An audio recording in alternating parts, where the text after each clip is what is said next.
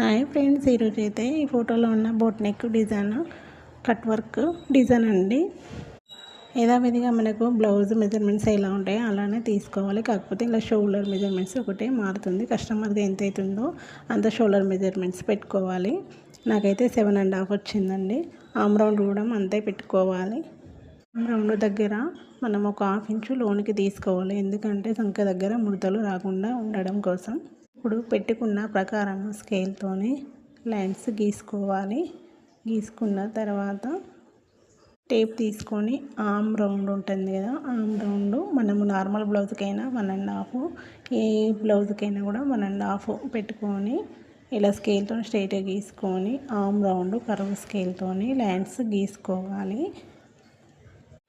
అలా గీసుకున్న తర్వాత ఇప్పుడు వచ్చేసి నెక్ ఎంత పెట్టుకోవాలంటే ఇక్కడ మనము షోల్డర్ 3 మీదంతా నెక్కు వచ్చేసి పెట్టుకోవాలి. షోల్డర్ దగ్గర మనం ఒక 1/2 ఇంచు కిందికి తీసుకోవాలి. కిందికి తీసుకొని ఇలా స్కేల్తోని లైన్ గీసుకోవాలి. ఎందుకంటే భుజాలు జారకుండా. దాదాపుగా బోట్ నెక్కి అన్నిటికీ ఇలాగే ఉంటుంది. బోట్ నెక్కును హై నెక్కి ఇలాగే ఉంటుంది. ఇప్పుడు నెక్ డీప్ అండి 3 తీసుకొని ఇలా స్కేల్తోని లైన్స్ గీసుకోవాలి.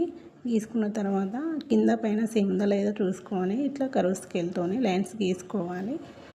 ఇప్పుడు వచ్చేసి నేనైతే కస్టమర్ బ్లౌజ్ సేమ్ ఎంత ఉంది అలానే పెట్టుకొని ఇలా పెట్టుకొని ఒక 1 ఇంచు ఖర్చుల కోసం మనం టక్స్లు పెట్టుకుంటాం కదా మిడిల్లో బ్లౌజ్కి, అలా పెట్టుకొని ఒక 1 ఇంచు మళ్ళీ తర్వాత మీదే ఖర్చుల కోసం పెట్టుకొని లైన్స్ వచ్చేసి నెక్ డీప్ అండి బ్లౌజ్ది ఎలా ఉందో అలా పెట్టుకొని ఒక 1.5 ఇంచు కుట్టు కోసము వదులుకొని మిగిలినది పెట్టుకున్నాను. ఇలా టేప్ తీసుకొని మిడిల్లకు అది మొత్తం ఎంత ఉందో ఆడికి నెక్కు పెట్టుకొని సగం ఫోల్డ్ చేసుకున్నాను.